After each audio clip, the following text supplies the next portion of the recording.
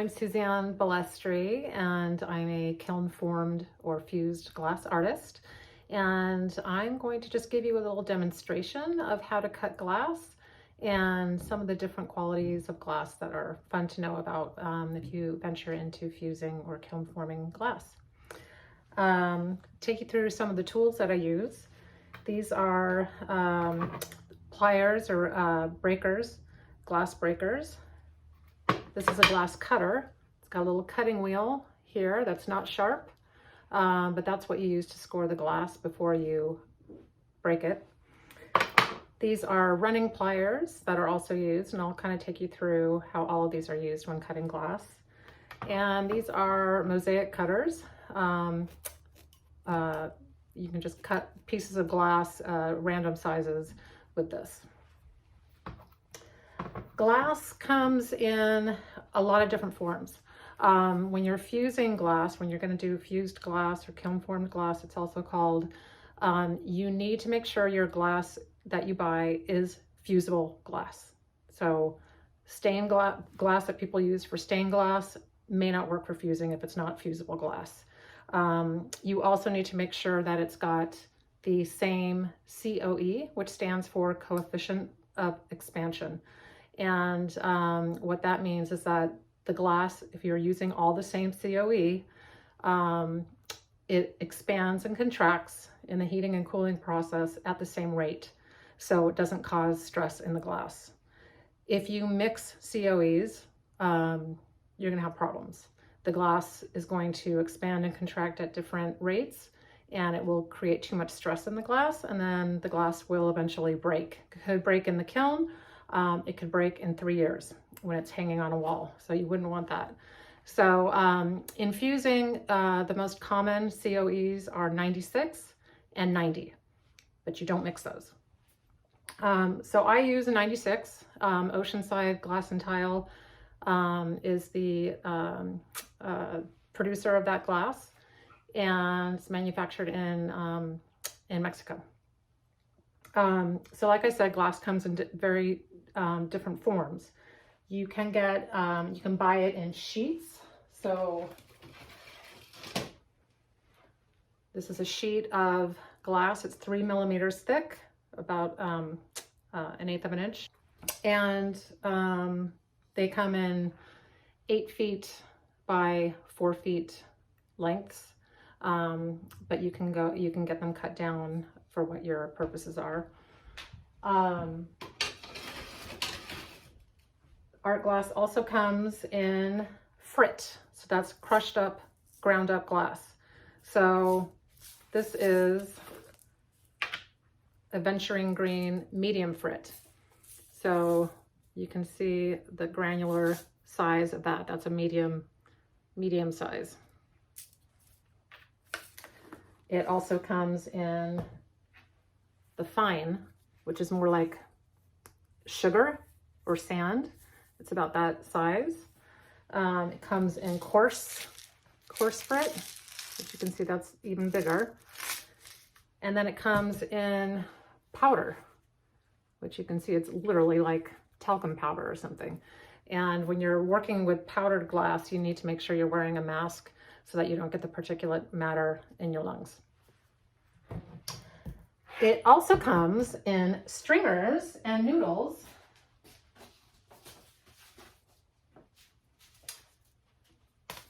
So here's glass, and it's literally like a spaghetti string. And these are called stringers. And then the noodles, whoops, are a little bit thicker. They're more like fettuccine size, but again, like just super, super thin. And so these are really fun to use in your designs. So here's an example of a sample glass that I did, showing when you use that green medium frit, that's what it looks like when it's fired into the glass. This is the black is the noodles, the red is the stringer. This is a fine frit here. And then these are just little chunks of glass. And so all of these were fully fused into a base and totally smooth. But of course they didn't start out that way. So if I had my piece of glass. This is what, like a 3-inch square piece of glass. And I've got noodle, stringer, and I put some frit on there. I can feel the different texture, but when I put it in the kiln and fire it up, depending on how hot I take it and how long I hold it, the glass will eventually melt all into the base layer and it will become totally flat or fused. So I'm going to do a little demonstration on how to cut glass.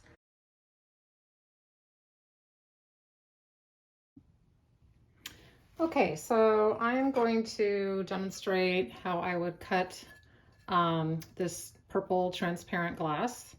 I'm going to use my glass cutter, and this is called a Morton board. It's really great for cutting on. It's got this waffle grid system that cuts captures your the glass fragments as you cut, and makes that very easy to clean up, and also protects your skin so that you don't lay your hand flat down onto a surface that's got cut glass. So this allows you to cut straight lines, and what you do is you would line your glass up, put it flush up against this bottom bar, and you would determine what size you're going to cut it. And let's say I wanted to cut several pieces that were all 1.5 inches. So here's my 1.5 inch mark here. I would take one of these stoppers and insert that little round part into one of the little grid squares, loosen it, and butt it up right against where that 1.5 line is. And then I'm going to take my cutter and I'm going to hold it perpendicular, the cutter head to the perpendicular to the glass, and I'm going to just commit to drawing down one swipe. I'm not going to go back and forth or up and down, and I don't want to saw the glass either, because that creates tons of little fissures in the glass and can prevent you from it breaking cleanly. So I'm going to give it some good pressure, start at the top, and I'm just going to draw straight down. I'm going to be this is going to be up against this metal bar to sort of steady my hand and to make sure that I'm cutting a straight line perpendicular to this bar here. So you're going to listen for kind of a scratching sound, and that's the glass cutter creating the score mark in the glass. So I don't know if you can see that score line, hopefully. It's right here. And then I'm going to take my running pliers and I'm going to hold it right on. I'm going to insert the glass so that the score line lines up with this little line here. And I'm going to squeeze it. I'm just going to squeeze my hand here while I hold the top of the glass on the score line. And there it broke nice and clean. Now I could do this because I've got this stopper here. Let's say I wanted several pieces that were all 1.5 inches. Well, I've got my stopper set to 1.5 inches, and I can just cut all day long.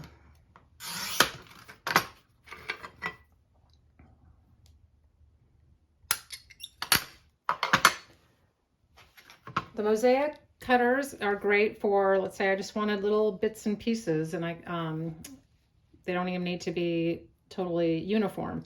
I would just put the glass in between these little wheels and squeeze.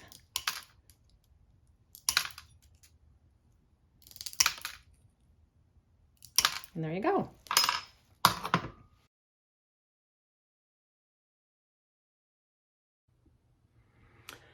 Okay, so something really interesting about glass, an interesting little phenomenon, is that glass wants to be 6 millimeters thick. So we have something in the glass fusing world that is called the 6 millimeter rule. And that's something that you always have to remember when you are creating your design in glass with layers, that it is going to try to strive to be 6 millimeters or about 1/4 inch thick. And that's really important because if you imagine, like if you're making pancakes and you put a ladle of pancake batter in the pan, it's going to spread out. And if you keep adding more, it's not going to just get thicker, it'll just keep spreading out. So that's kind of the same idea with glass as it's heating in the kiln. If you've got, I don't know, let's say I've got a layer of white and then a layer of green and, you know, 2 layers of purple on top and, you know, something else, it's not going to stay at the same footprint of that base layer, the 3 inches by 3 inches. It's going to spread out so that it's 6 millimeters thick. And so it'll get rounded, or it won't stay in its square shape unless you dam it. So you can use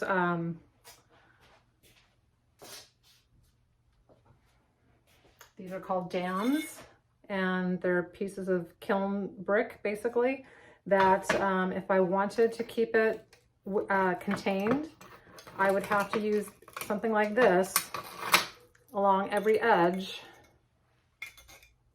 of the glass to contain it if I was stacking it to greater than 6 millimeters thick. So what happens if you don't do that? Let's say I use just 1 layer of glass, and then I put this pretty blue on top and green on top of that, and I've got it at the edge here. Well, if it's trying to be 6 millimeters thick, this is only 3 millimeters. What's going to happen is this glass here, the single layer, is going to draw in on itself. It's going to contract in because it's striving to get to 1/4 of an inch or 6 millimeters thick. Whereas here, you've got that extra, you've got the 2 layers, and so it's going to kind of like that and keep close to that thickness. So you can see on this piece, so I did a layer of white and a layer of clear, and then I did these 2 pieces here.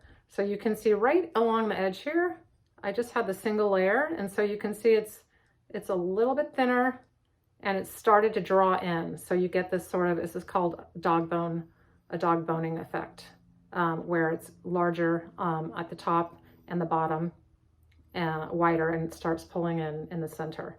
Whereas here, this is all flat, and you can see though it bowed out a little bit because it's spread, because there were more than 2 layers here. Here's another example, and this shows you a single layer of the white, and I put a piece of this orange and a piece of gray, so you can see where it had more volume. It bumped out a little bit, and then it pulled in because there's only 1 layer, then it bumped out again. Again, that kind of dog boning effect.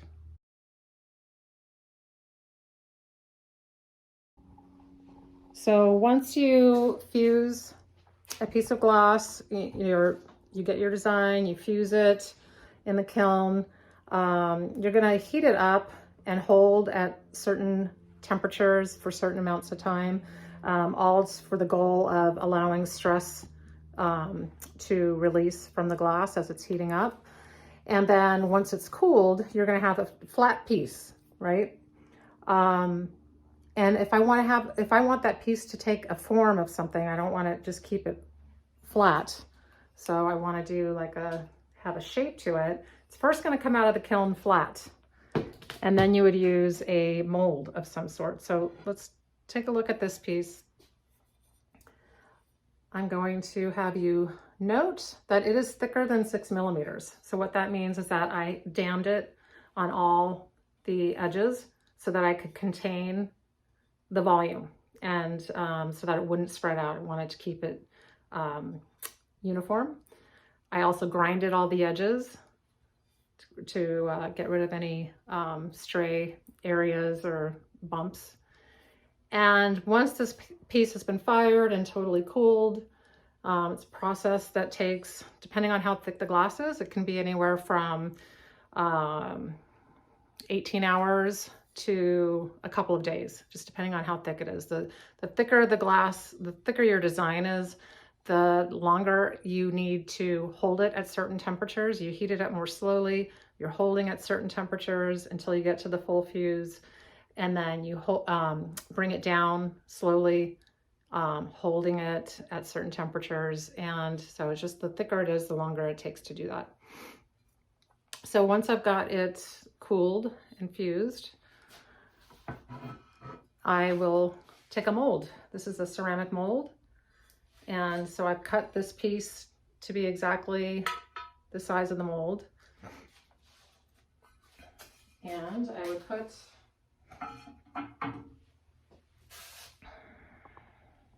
do this way. I guess I can't turn it around. Okay, so basically I'm gonna put this piece on top of the mold.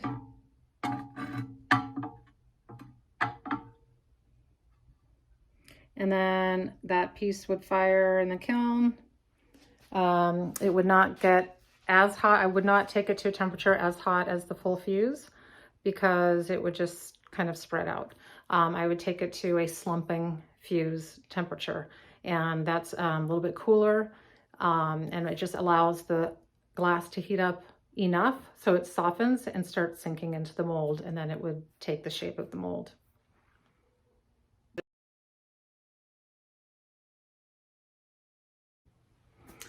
So I hope you've enjoyed the little demonstration on cutting glass, the different forms that glass comes in, and a little bit of information about how you heat the glass up in a kiln, and then how you would take that piece after it's fired the first time and put it on a mold to slump it to give it a shape.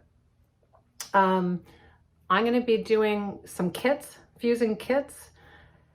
Until the school has the studio set up with the appropriate equipment for fusing, I am going to be putting together kits for you that you can have either shipped to you or you can pick up at the school. And we'll be doing things like creating coasters, doing little tiles. This is what we were going to do for the Valentine's Day project, but we're going to have to do something different. We're not going to be able to do that in person. So, but these are samples that I made. We'll be doing little mini trays, little dishes that are great for tea bags or jewelry or little votive candles or wasabi and soy sauce. And we'll be creating some little decorative wall tiles. This I created like a little key holder. And we'll be doing different sizes, but basically I think it'll be fun. I think it'll work out really well. You can contain it all in a box and send it to you, or you pick it up at the school. There will be a video that gives you instruction on how to assemble your pieces and make sure they're adhered to the glass so that you can get it back to me, and then I will fire in my studio kilns at my home. Okay? All right, you guys, I'm looking forward to meeting some of you in the future and being your instructor in some of these fun fused glass projects.